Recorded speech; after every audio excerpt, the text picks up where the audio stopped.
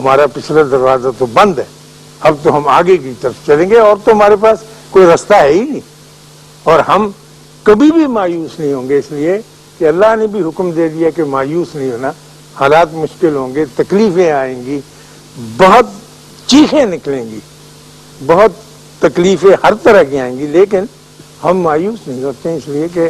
ہمارے اللہ کا حکم ہے اور ہمارے نبی کے ذریعے یہ فرمان دیا گیا ہے کہ لا تقنطوا من رحمت اللہ، اللہ کی رحمت سے انکار۔ اور بعض اوقات یہ پتہ نہیں چلتا کہ اللہ کی رحمت کے کیا کیا روپ ہوتے ہیں۔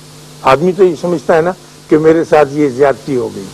میں خدا نہ ڈیموٹ ہو گیا، لیکن اس ڈیموٹ ہونے میں کیا راز ہے وہ نہیں سمجھ سکتا۔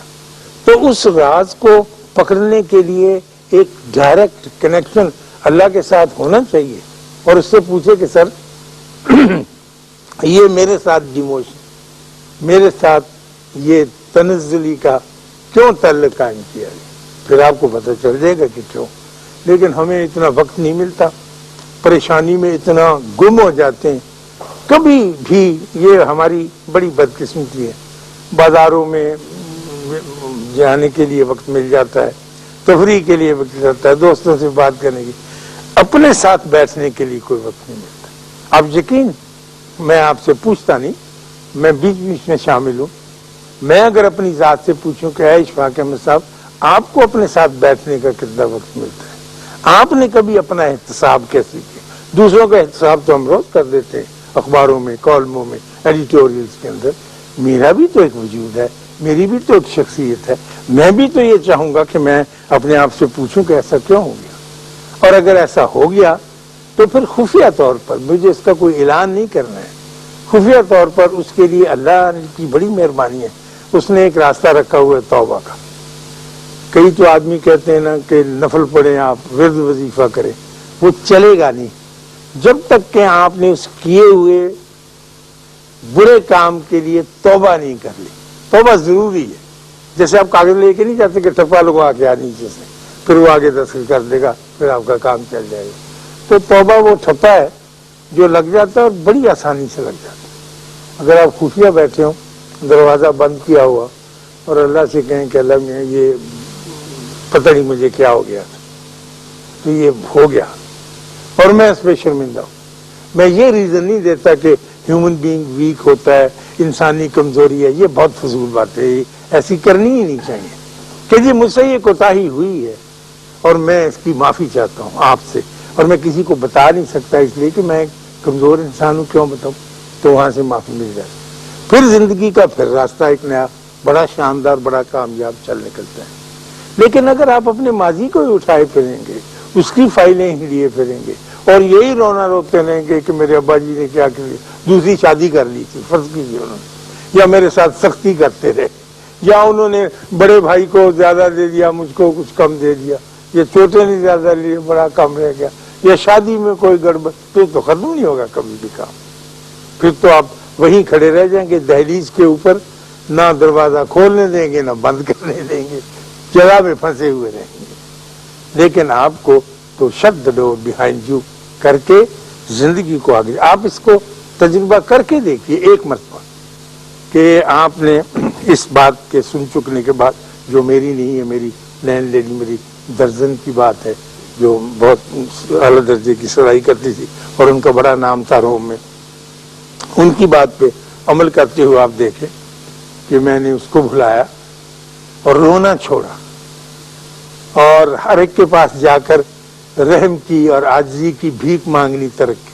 اکثر آدمی بھیک ہی مانگتا ہے، جی میرے ساتھ، اس نے کہا غلام محمد یار نور محمد سلیم تیرے ساتھ بڑی زیادتی ہوئی، اتنے کہہ سکتے، اس سے آپ کو ملے گا تو کچھ نہیں،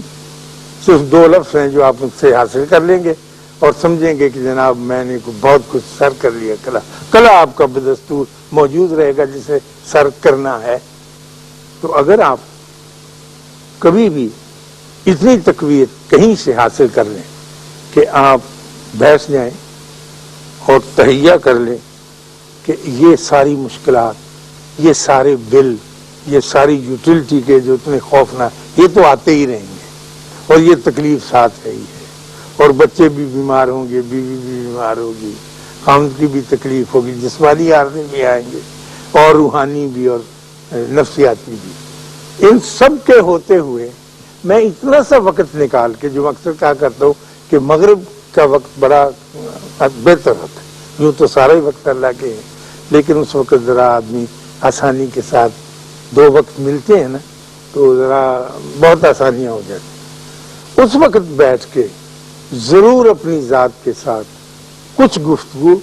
اور جب وہ گفتگو ہو چکے تو خفیہ طور پر دروازہ اندر سے چٹکنی لگی ہوئی آپ، پھر وہی گفتگو اپنے اللہ سے کسی بھی زبان میں۔ آپ حیران ہوں گے، اللہ ساری زبانیں سمجھتا ہے، انگریزی میں بات کریں اللہ بہت اچھی طرح سے انگریزی جانتا ہے، اردو، پنجابی، سندھی، کسی میں بھی بات کر لیں، آپ اس سے بات کریں اور آپ کا اس کے ساتھ رابطہ یقیناً قائم ہے، اور تقویت آدمی پکڑتا چلے جائے، بجائے اس کے کہ آپ مجھ سے آگے پوچھیں اشفاق صاحب ہمیں کوئی بابا بتائیں، ہم جا کے اس کرتے ہیں دعا دعائیں بابے کا کہ میرا کام کر کے دو، ایسے نہیں ہے، آپ خود بابا ہیں۔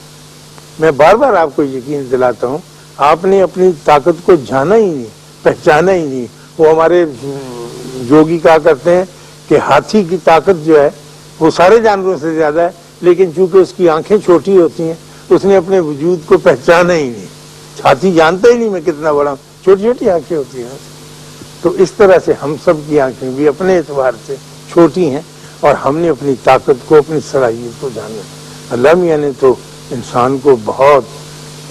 عرفہ اور اعلیٰ بنا کر اور مسجود ملائک یعنی فرشتوں کو سجدہ کرنے کے لیے آرڈر دے دیا۔ پھر یہ بات تو یاد رکھنے کی ہے کہ اب جتنی بھی مخلوق نے انسان کو سجدہ کیا تھا وہ اب تک انسان کے ساتھ ویسا ہی نباہ کر رہی ہے، یعنی شجر، حجر، نباتات، جمادات، فرشتے وہ انسان کا احترام کر رہے، انسان سے احترام نہیں ہو پا رہا۔ آپ کو پتہ ہے کہ یہ جو درختوں نے انسان کو سجدہ کیا، پتھروں نے کیا، بہتی ہوئی ندیوں نے کیا۔ اس وقت میں بار بار کہا کرتا ہوں کہ اب جب ہم یہاں بیٹھے ہیں تو اس وقت کروڑوں ٹن برف جو ہے ہمارے پہاڑ کیٹو کے اوپر پڑی ہوئی، وہ اس وقت آواز پکار کے سورج کی منتیں کر رہی ہے کہ ذرا ادھر کرنے زیادہ ڈالنا، پانی ہے نہیں جناب میں، بالکل سوکھ گیا، تو میں نے پانی پہنچانا ہے، اور نو انسان کو پینے کے لیے پانی چاہیے۔ اپنا آپ پگھلاتی ہے برف، تڑپتی ہوئی آتی ہے اور آپ کو پانی دے کے جاتی۔ سوئی گیس جو بالکل ڈیڈ چیز ہے، زمین کے اندر موجود ہے، صبح کے وقت سوئی گیس اگر آپ غور سے اس کی آواز سنیں اور آپ یہاں تک پہنچ جائیں کہ آپ کو یہ آوازیں آنے لگیں تو چیخے مار مار کر کہہ رہی ہوتی ہے نیچے والی سوئی گیس سے، نہیں کڑیو چھتی کرو، گیس کو کہتی باہر نکلو، جلدی کرو، تم تو ابھی ہار سنگار کر رہی ہو، بچوں نے اسکول جانا ہے، ناشتہ دینا ہے، لوگوں نے دفتر جانا ہے، چلو اپنا آپ قربان کرو ناشتہ۔ تو وہ کہتی ہے ماسی ہم نکل تو رہی ہیں، اب 2 منٹ، انہوں نے کہا نہیں جلدی نکلو جلدی، اور وہ اپنا آپ قربان ہو کے جل بل کے آپ کا ناشتہ، آپ کی روٹی حالی تیار کر لی، کیونکہ سوئی گیس نے ایک دفعہ سجدہ کیا ہوا ہے۔ آپ ساری چیزیں آپ کو پتہ ہے کہ یہ جو ہے آم لے لیں، کوئی پیڑ، سیب اعلیٰ درجے کا ہمارا ناردرن ایریا میں ہوتا ہے، یہ قربان ہو رہا ہے۔ آج تک کسی انور رٹول نے یا کسی سمر بہشت درخت نے اپنا آم چوب کے نہیں دیکھا، خود بھی تو کھا سکتے، دیکھو نا ہم جیسے انسان اب خود کرتے ہیں، اپنا لگو کے رکھتے ہیں، ہر چیز چھپا کے رکھتے ہیں۔ وہ درخت یہی پکار پکار کہتا ہے کہ جی ادھر سے میرا پھل اتارو جی، یہ بلوچستان ضرور بھیجنا، وہ لوگوں کو آم کم ملتا ہے، سارا کچھ ہی اپنا قربان کیے چلا جاتا، صرف اس وجہ سے کہ اس کا رابطہ اپنے اللہ کے ساتھ، اور وہ خوش ہے۔ اور آج تک کسی درخت نے یہ نہیں کہا کہ ہماری بھی کوئی زندگی ہے جی، جب سے گڑے ہوئے ہیں وہیں کھڑے ہیں، نہ کبھی اکاڑے گئے، نہ ہم نے دیکھا ملتان سے آگے نکلے ہی نہیں، یہ تو فضول زندگی ہے۔ میرا پوتا کہتا ہے دادا بہت ممکن ہے کہ وہ بیچارہ ہماری طرح سے روتا ہو، اخبار چونکہ نہیں چھاپتا تو اخبار پریشان ہوتا ہوگا درخت۔ میں نے کہا نہیں پریشان نہیں ہوتا، وہ خوش ہے، ہوا میں جھومتا ہے۔ کہنے کہ آپ کو کیسے پتا خوش ہے؟ میں کہا وہ خوش اس لیے کہ ہم کو پھل دیتا ہے، جو ناراض ہوگا وہ پھل نہیں دے گا۔ تو میں اگر اپنے گریبان میں منہ ڈال کے دیکھوں، میں جو شفاق احمد ہوں، تو میں پھل نہیں دیتا کسی۔ میرے سارے دوست، ساری مخلوق، سارے آدمی میرے قریب سے گزر جاتے ہیں، نہ میں انور رٹول بن سکا، نہ سمر بہشت بن سکا، نہ میں سوئی گیس بن سکا، نہ میں بہتا ہوا پانی بن سکا، یہ ساری چیزیں دیتی چلی جاتی۔ اللہ آپ کو آسانیاں عطا فرمائے اور آسانیاں تقسیم کرنے کا شرف عطا فرمائے۔ اللہ حافظ۔